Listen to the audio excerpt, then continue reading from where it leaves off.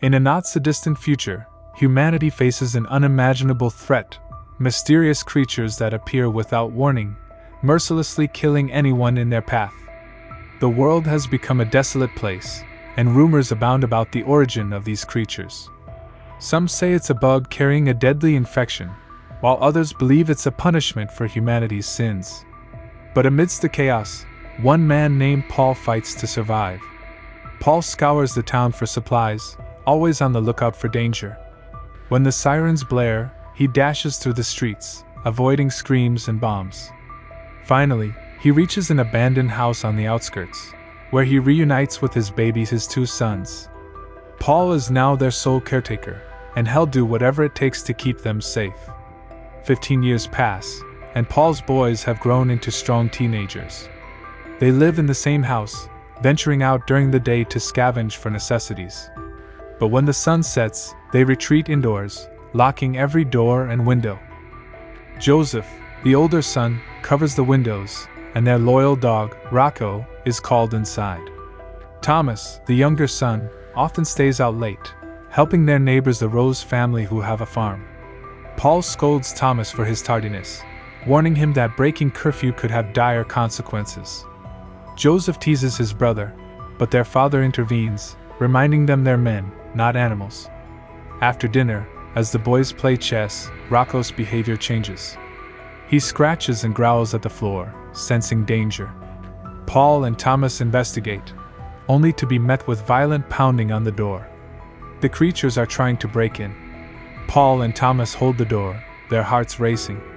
The creatures shake and pound relentlessly, but eventually they give up and retreat. Joseph, who had been listening closely, shares his observations. There were 3 attempts, a brief 10-second test, a more determined 20-second assault, and finally, a frustrated single hit. Joseph believes the first 2 were probing attacks, while the third was a desperate attempt to breach their defenses. As the night settles, Paul reflects on their fragile existence. In this new world, survival depends on vigilance, unity, and understanding the creatures' patterns. The Rose family's farm may hold secrets, and Paul wonders if there's hope for humanity if they can decipher the truth behind the apocalypse and find a way to reclaim their world. But for now, they remain locked inside, waiting for dawn and the next day's challenges. In the aftermath of the creature's attack, Paul and his sons face a new challenge: their weakened door. Claw marks mar the wood, leaving it vulnerable. Determined to reinforce it, they venture out in search of sturdy materials. The boys return with salvaged wood, and while Thomas chops it, Paul checks on Joseph, who's tinkering away in the barn. Joseph confesses his secret project, building a vehicle. The confinement and fear have worn on him, and he longs for freedom.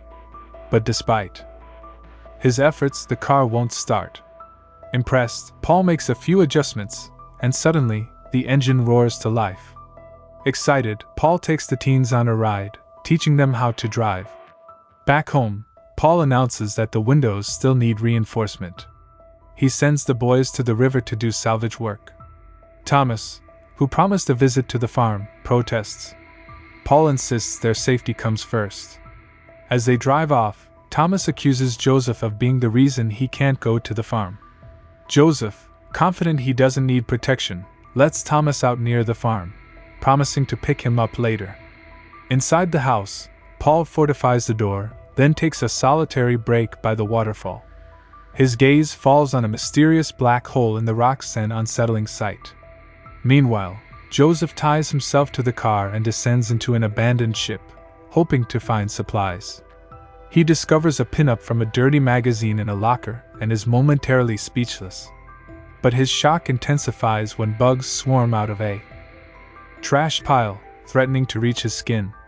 He flees the ship, his heart pounding. At the farm, Thomas helps with chores, but his true motive becomes clear: Charlotte, the owner's daughter.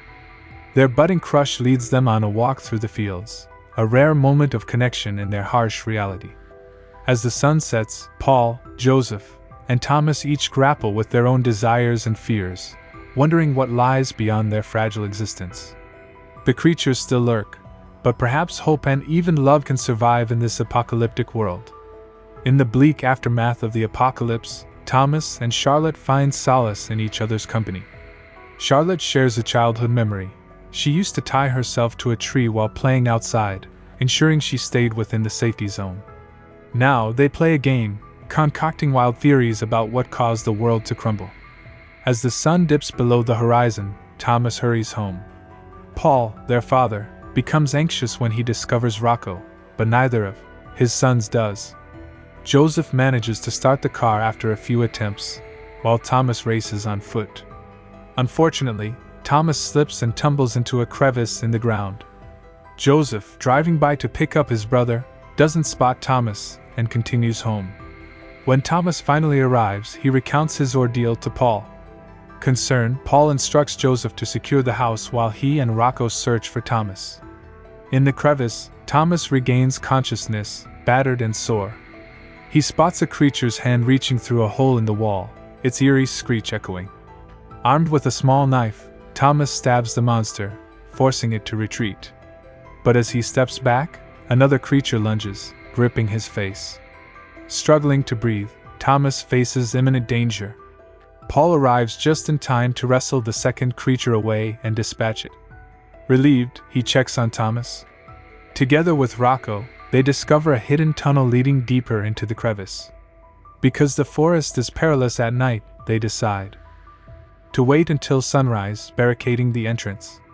Outside, the creatures converge, burrowing underground and sealing the exit with dirt. Rocco barks incessantly, and the ground trembles. Paul, determined to protect his son, places a flare inside the opening. As the creatures reach out, he triggers a small explosion, sacrificing himself to save Thomas. In the dim light, Thomas clings to hope. The monsters may have trapped them, but perhaps there's a way out, a glimmer of survival in this desolate world. In the dimly lit house, Joseph's senses are on high alert. The creaking floorboards signal danger, and he hatches a plan. He settles in front of the main door, with a rope securely tied to his chair, and feigns sleep. His ruse is soon put to the test when a creature, its grotesque nail elongated, reaches through a hole in the door. Joseph remains motionless until the creature enters the room. Then, with a triumphant pull of the rope, Joseph activates a hidden cage that descends from the ceiling, capturing the intruder. Satisfied, he covers the cage with a blanket and drifts off to sleep. Morning arrives, but Paul and Thomas haven't returned. Joseph's worry propels him outside, where he searches in the car. Meanwhile, Thomas digs through the fallen dirt, reopening the entrance to the crevice. He emerges, dragging their wounded father, Paul, to safety. Rocco, their loyal dog, follows the car's distant noise, leading Joseph back to his family. Together, they carry Paul to his bed, discussing their next steps.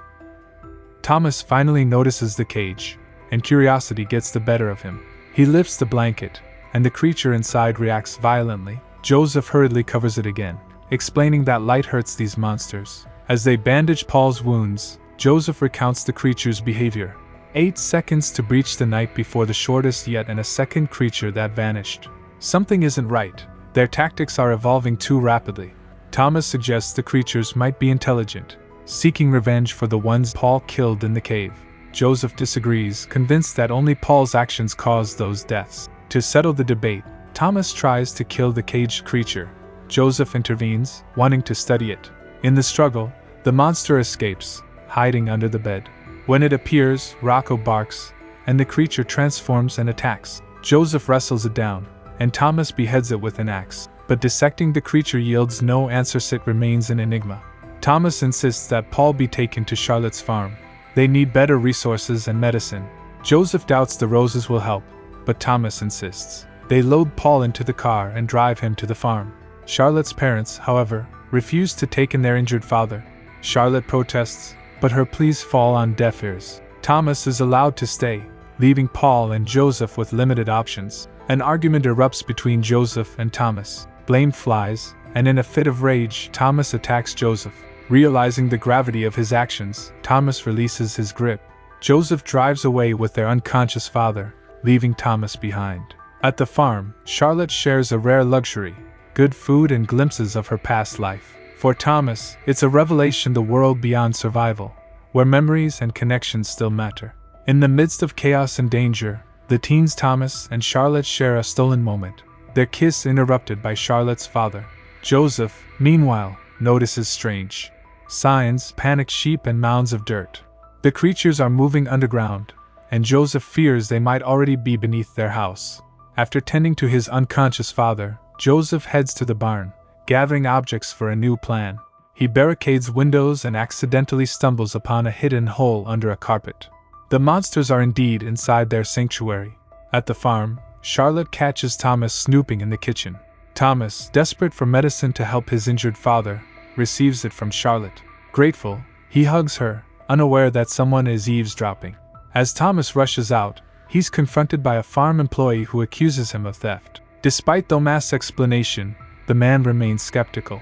The employees converge, taking Thomas to the barn, where ominous music plays the prelude to something sinister. As they prepare to harm Thomas, a sudden hole appears beneath one of the men, causing him to fall. Simultaneously, a creature emerges. In the main house, the door opens. It's Thomas and Charlotte. Joseph admits he needs Thomas' help. Their conversation is cut short as Paul awakens. He takes the medicine and urges his sons to keep fighting. Joseph shares his plan, and they gather gas cans from the barn. Rocco barks, warning of impending danger. The group moves an old freezer into the house, ready to face the horrors that await them. Thomas, Charlotte, and Joseph found themselves trapped in a house surrounded by creatures. These monsters were unlike anything they had ever seen, horrifying and relentless. Their only chance of survival was to work together. Joseph gathered all the flammable items he could find: furniture, gasoline, and even an old cigarette. He piled them up, creating a makeshift bomb. Meanwhile, Thomas and Charlotte secured the windows, reinforcing them with whatever materials they could find. Suddenly, a creature descended through the chimney, surprising Paul, who was in the room. Thomas acted swiftly, stabbing the monster from behind. It retaliated, but Thomas managed to finish it off. Another creature emerged from a hole in the wall, and Thomas repeated his successful tactic. Charlotte faced her own attacker, who she shot down with precision. The trio reunited with Joseph, who had been busy moving a heavy freezer to block the door. Paul, covered in blood, joined them. Had killed the chimney monster. As the horde of creatures closed in, Paul shot at the floor, causing some of them to fall through. The teens fought valiantly, protecting Paul. He was impressed by their teamwork, so he stayed behind to buy them time while they hid inside the freezer. Paul's sacrifice allowed them to escape. The pile of furniture exploded. The freezer rolled for what felt like an eternity until it finally stopped. Emerging from the wreckage, the teens searched frantically for Paul. However, a creature leaped out, and they fled to their car. The monster pursued them, flames licking its body. Charlotte's bullets had no effect, so she used her gun to dismantle it. Exhausted and shaken, they drove until they reached a safe spot. Under the starry sky they had never seen before, they reflected on their losses. The next morning, they returned to the ruins of their former home. They decided not to rebuild it, held too many painful memories. Gathering supplies, they buried their loved ones and said their final goodbyes. With Rocco the dog, they set off in the car, hoping to find a new home in the distant valley farms.